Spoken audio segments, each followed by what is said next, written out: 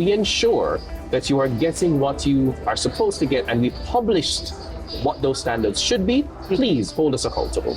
Customer service at the core. The Ministry of Finance and the Public Service explains the changes being made to improve service delivery. Plus, the vision of restorative practices and justice in school is for there to be a collaborative approach and accountability at a higher level. The Ministry of Justice ensuring that the necessary tools and programs are available in schools to prevent and intervene appropriately in conflicts. We have the full details in the half hour we've packaged exclusively just for you. Thank you so much for making it Jamaica Magazine. I'm Adrian Atkinson.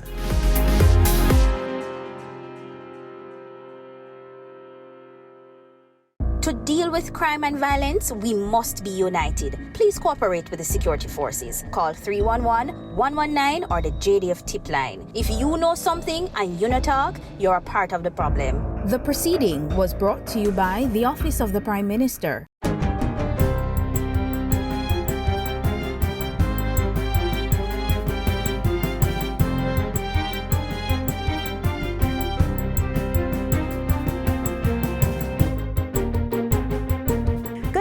I'm Lisa Rowe, and this is your JIS News for Thursday, September 26, 2024. Several members of the Spicy Grove community in Arokabessa St. Mary are now landowners. This follows the government's regularization of their previously informal settlement.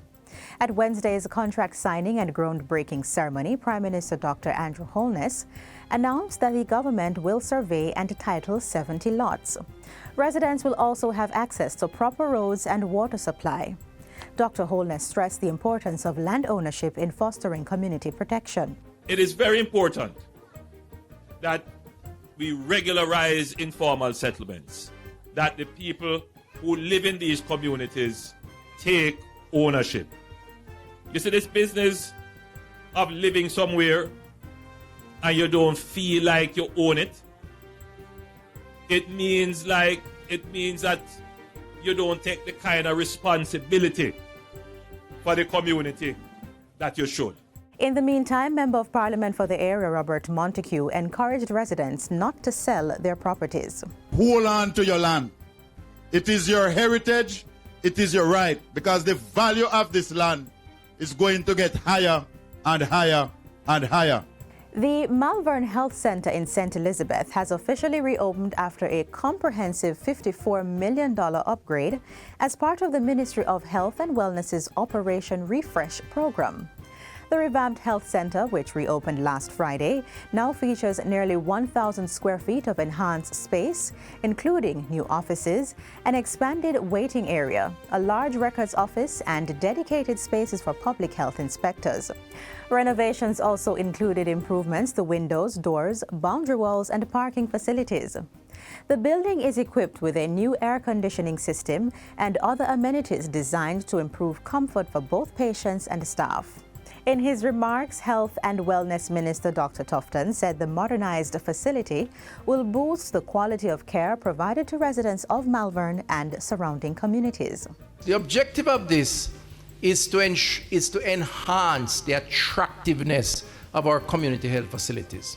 We don't want people to pass who live in Malvern, walk or drive past Malvern Health Centre and go all the way down to Black River because them no respect or rate what them see from the gate. The services that we offer starts with the appearance of those facilities that offer the services. So we're trying to restore, improve, put back maximum credibility in our primary healthcare facilities. $5 million has been set aside to support dairy farmers following the passage of Hurricane Beryl. Agriculture, Fisheries and Mining Minister Floyd Green made the announcement during Tuesday's sitting of Parliament. The funds will compensate farmers for 50% of the losses incurred during the hurricane, primarily due to power outages. Minister Green says the support will take the form of direct cash grants. Our dairy farmers have already received 20 tons of feed and about 30 relief kits, which consists of recovery medicine for animals and cleaning agents. We're currently repairing the infrastructure milk and parlor infrastructure for 3 farmers. In addition to the support for dairy farmers, Minister Green revealed that beef farmers will receive $7.1 million to assist those affected by the hurricane. We're going to be providing them with some supplementary feed in the form of sugar at about $5 million. We're going to provide $1.8 million worth of pollen supplement, and we're also going to be providing $200,000 to focus for a number of beef farmers on training.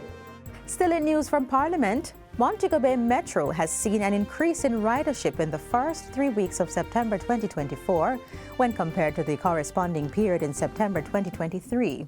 That's according to the Minister of Science, Energy, Telecommunications and Transport, Darrell Vaz. Minister Vaz says the expansion of the Montego Bay Metro service has been positively impacting service in Western Jamaica. We have seen a 35% increase in the number of students transported this period when compared to 2023, and a 24% increase in the number of seniors transported and a 31% increase in the number of adults transported over this period. A total of 58,185 Jamaicans were transported during September 2024 when compared to 40,199 during the same period for 2023. Meanwhile, the JUTC will resume the transportation of Caribbean Maritime University students and staff. An arrangement is in place for staff and students to be taken to the campus in the mornings and picked up between 2 p.m. and 4:15 p.m. daily. Additionally, we extend the support through cooperation with the JUTC drivers along the 98 route to ensure CMU students must be taken to the school compound once they are on the buses. I've been informed by the JUTC that there are 5 buses currently along the 98 route, with 1 bus specifically assigned to the CMU. In other news, St. Anne has a new custos in the form of businessman and philanthropist Joseph Issa. The official swearing-in ceremony took place at King's House last week, where Governor General Sir Patrick Allen presented Mr. Issa with the instrument of office. Mr. Issa succeeds Norma Walters, who held the position since 2014 after taking over from her late husband, Radcliffe Walters. In his remarks, the Governor General congratulated Mr. Issa on his appointment. Mr. Issa's contribution to business and the community, and also in community service, are very well known. And I wish him the very best as he takes on this respected role. Mr. Issa, who described himself as a made-in-Jamaica product of St. Anne, says he has a deep love for the parish. In looking back, what hit me was how inspired I was by just about every aspect of St. Anne, and it's helped manifesting today. The last 30 years, without me realizing it, has taken me into every nook and cranny of St. Anne, and always trying to make tomorrow better than today. And finally, students in the community of Woodhall, Clarendon and surrounding areas now have access to Wi-Fi thanks to the Universal Service Fund. Member of Parliament Robert Morgan says the availability of Wi-Fi near schools aims to enhance students' education. I want these children to understand that just like how I could be standing here as a minister in front of them, sitting in government, they can be anything they want to be. I want to be an example that good things, enough good things come from Woodhall, and I want to be the next good thing, I want to continue to be the good thing, and you can be a good thing that come from Woodhall. Vice Principal of the Beulah All-Age School, Ms. Khadid McFarlane, also expressed her gratitude for the improved internet access. I know for the students of Woodhall Primary School, Infant School, Mount Providence, Beulah, and the other students will benefit. I know they will use it wisely. I'm thinking about research. I'm thinking about projects, homework, completing assignments for school, getting information that they so need. Additionally, 10 students received tablets from the Universal Service Fund. And that's it for JIS News Today. I'm Lisa Rowe. Thanks for watching. How many more must die because of reckless drivers? How fast is too fast? Make we take time, no man. Obey the rules of the road. Drive with care.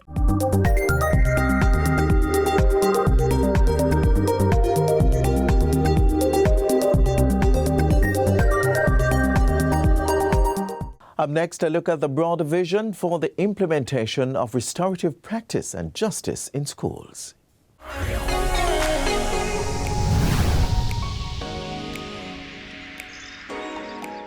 This is Get the Facts, the program that provides you with accurate and timely information on government's policies and initiatives. I'm Theodore Henry. With schools now in session, it's crucial for administrators, principals, teachers, and students to be well informed about the resources available to help maintain peace in educational environments. In light of this, the Ministries of Education and Justice collaborated to launch the Restorative Practice Training Program. This initiative has targeted over 12,000 students in 500 schools with the goal of ensuring safety and promoting a harmonious school atmosphere. Now, to give us deeper insights into the program and to discuss how stakeholders can effectively practice conflict resolution, we're joined by Jonah Lee Robertson, the Acting Director of the Restorative Justice Branch in the Ministry of Justice. Welcome, Ms. Robertson. Thank you for having me, Theodore. Let's jump right into getting the facts.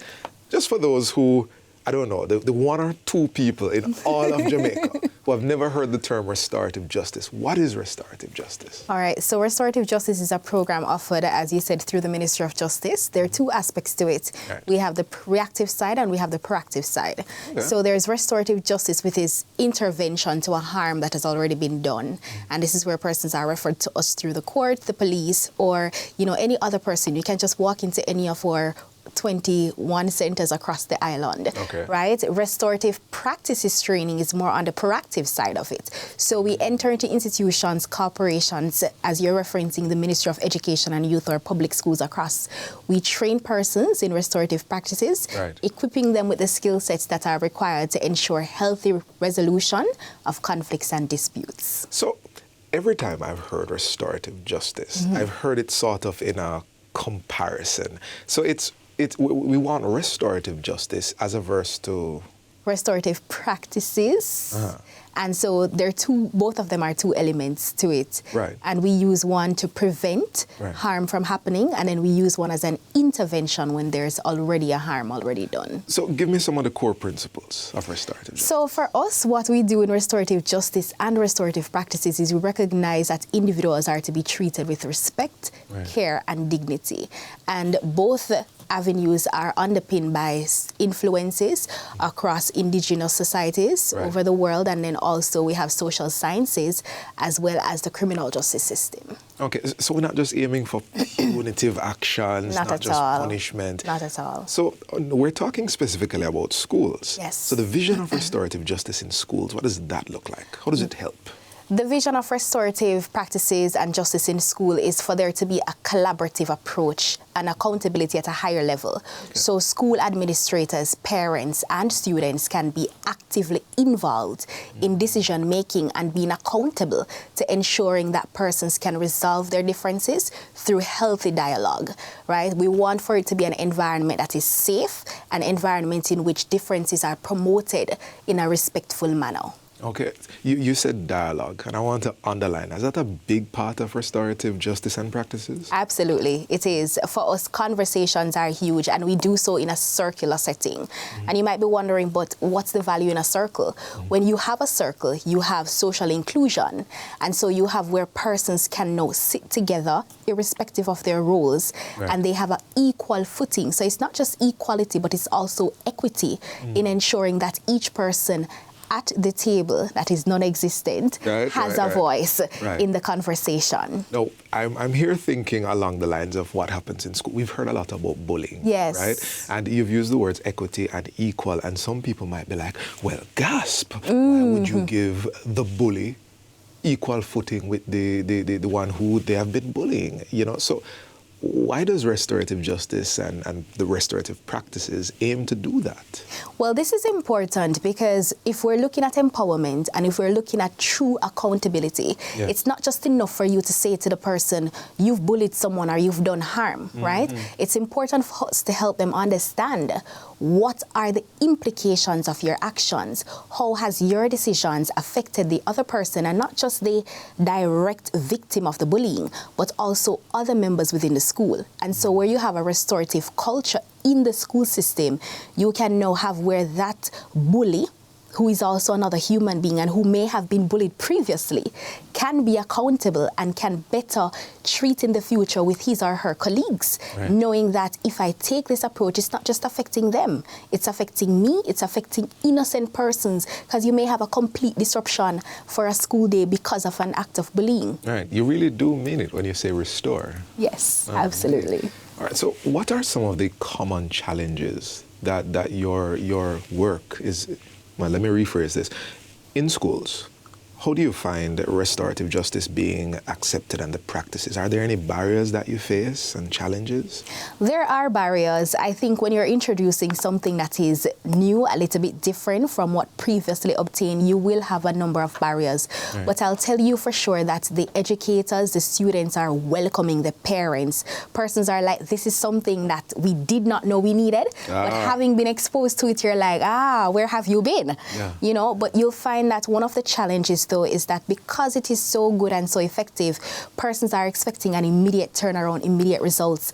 But we encourage and we guide persons that you have to be consistent and you have to be patient, especially because of the value in circles. With us using circles in all that we do, you'll realize in a circle, you have nothing to hold on to. There's no cushion really. And so you're exposed, you're somewhat naked because like we have the desk here, you don't have anything to rest on.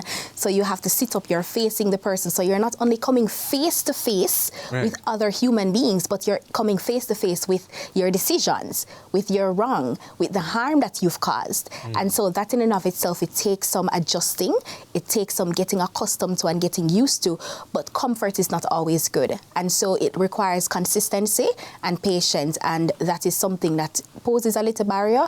And because too, we're more, accustomed to the traditional methods of discipline. Well, we're in our last minute, and I'd love to hear, though, what your research is yielding. What trends are you seeing when it comes to restorative justice and its impact on the levels of issues in schools? What the research is saying is that conventional ways of discipline, they're not the way to go anymore. We have to now deviate and to digress from, the expulsion and the suspension, because if the environment at home or in the community is not ideal, and you're saying, for example, a child missing school, the punishment is to take them out of school for some additional days. It doesn't help, it doesn't solve the problem. So that's where the research is going, and I think this is why our stakeholders are coming on board and are asking us to come in, please give us a training, help us to implement these strategies and to reshift the narrative and the culture within our organizations. All right, that was our last minute, but just for you, last 3 seconds, directly to our audience, anything on your heart regarding restorative justice practices? Absolutely. I want to say to everyone across Jamaica, private sector, public sector, please, the Restorative Justice Branch through the Social Justice Division is here. We want to train you. We want to partner with you. We want to equip you with the skills required to resolve conflicts and disputes and to build relationships in a healthy and sustainable manner. So reach out to us on social media, Emoji Official, and then also on our website, emoji.gov.jm.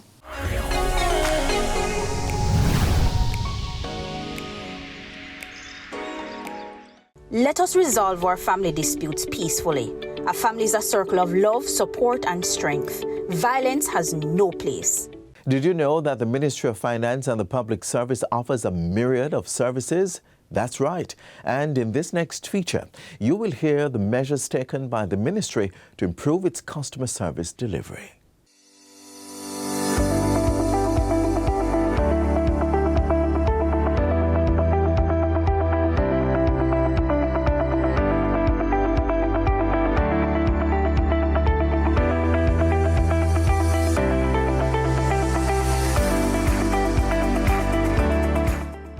individuals tend to complain about customer service in Jamaica, especially in the government.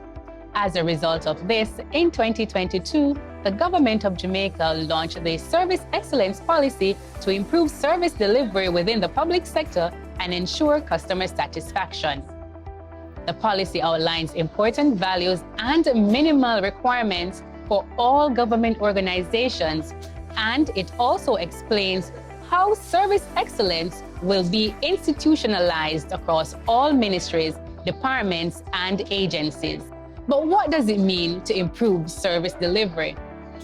Hi, I'm Shaquille Rochester Shorter, and welcome to Finance Matters. Joining us today to talk about the ministry's improved customer service delivery is the Director of Customer Service at the Ministry of Finance and the Public Service, Mr. Rory Stennett. Remember to like, share, and subscribe to our YouTube channel. Follow the Ministry of Finance on Facebook, Instagram, Twitter, LinkedIn, and now TikTok to see all the episodes and highlights.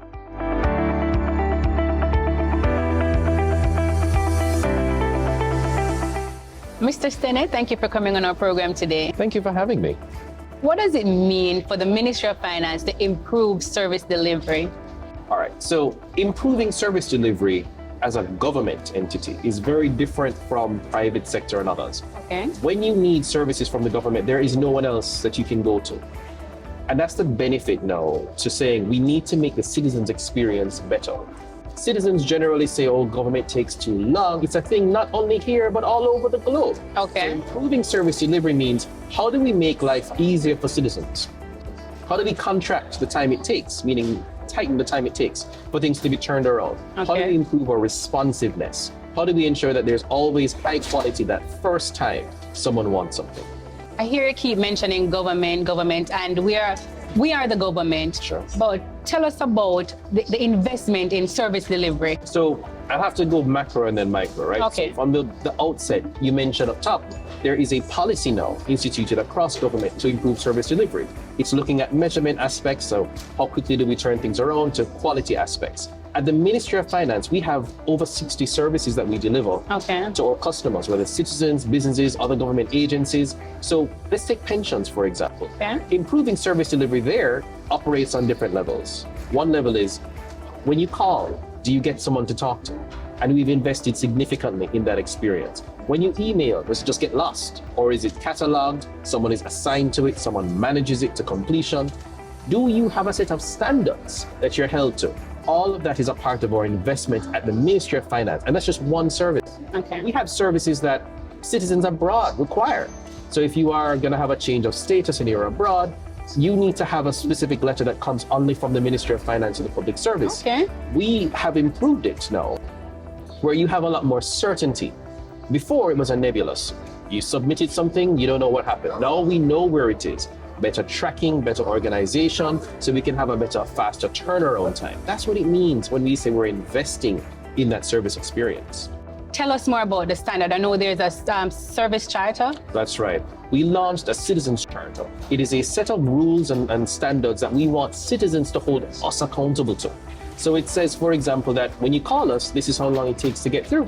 When you email us or send us a letter, this is what you should expect. Okay. And if you're not getting the standards we promise, you get to hold us accountable, because we are accountable to citizens. We're accountable to our customers. So if, for example, you're expecting a certain response from the scholarships team because you applied for a scholarship, you have every right to call us and say what's going on. And there's a team assigned to manage that complaint. If you are another government entity and you've submitted a budget proposal, you're supposed to get a response. Yes. It's a part of the services that we have. So we ensure that you are getting what you are supposed to get, and we published what those standards should be. Please hold us accountable. How long should I be on hold if I call the Ministry of Finance? Okay, you should get through within 30 seconds. That is our standard. Okay. We've instituted a brand new telephone system for our 5 highest volume teams in terms of the number of calls they receive to get there.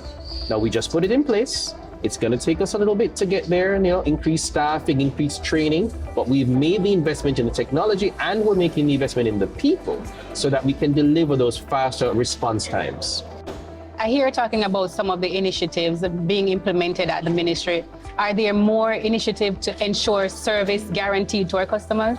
so much more. Now, remember I said we have over 60 services that we deliver. Each of these undergo what's called service reviews at regular intervals. It's where we bring in a select group of customers to say, this is what we're doing. Help us know if we're on the right track. Okay. More of our services are getting automated. More of them are going to be on our online platform, so you can access them for yourself. Okay, nice. Public sector workers, for example, are now able to go onto the ministry's website, go onto our platform, and request assistance, not just, mental health type services for more teams. So you can start there. These are things available to the public today because we've invested in service delivery. And that's at our forefront at the ministry because we're driven by service excellence, Mr. Stennett. That's right. But before we go, I wanted to tell our viewers 3 things that they should remember about service delivery at the Ministry of Finance. Sure. So number 1, we have a new citizens charter that customers can use to hold us accountable. Okay. It is your guide to see this is what you should get. Now, it's a work in progress. I can't tell you that we're perfect, but we are going there. It's regular public servants like you and me. We're trying to get these services delivered, and we are dedicated to saying to customers, this is what you can expect. Yes. Number 2, we will continue to invest in the citizen experience, the taxpayer experience, which means you can expect that we're going to keep putting money in where our mouth is. Okay. We're going to recognize and train staff who are doing very well when it comes to that. And we want the public to be aware that if you think someone is doing a good job, tell us. Yes. Because that's the behavior we can highlight to change the culture. And number 3, it is important for citizens to take away, or taxpayers or businesses to take away, that we are open for business at the ministry. It is tempting to think we're just about taxes or just about the budget. Yes. But there is so much there. So when you look at what we have, from micro, small, medium enterprises, scholarship applicants looking to fulfill their dreams, the pensioner who's worked in public service all your life, to so many more, people with tax disputes, we do so much. So when you come to the ministry, just know that there is likely something for you. Yes. And we're happy to serve. Yes. Well, Mr. Stennett, thank you for being on our program. All I can hear you saying is that the ministry is available to do business with the public. That's right. We're here to serve. We're at their service. And thank you for joining us on this episode of Finance Matters. Remember to follow us on social media at MOF Jamaica and tune in next week as we continue to demystify the economic and fiscal policies and initiatives implemented by the government to empower Jamaicans as we chart a path to Jamaica's economic prosperity.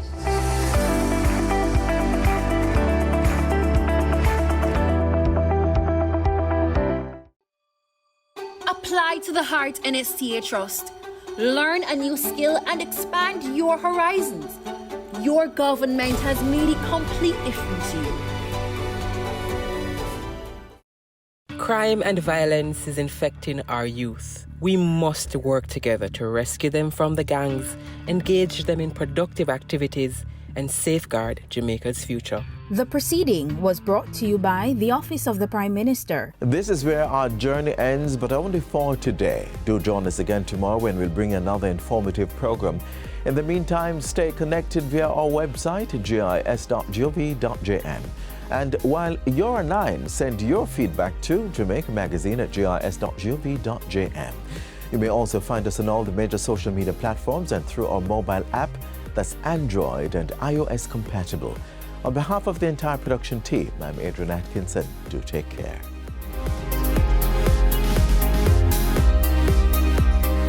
This has been a production of the Jamaica Information Service, the voice of Jamaica.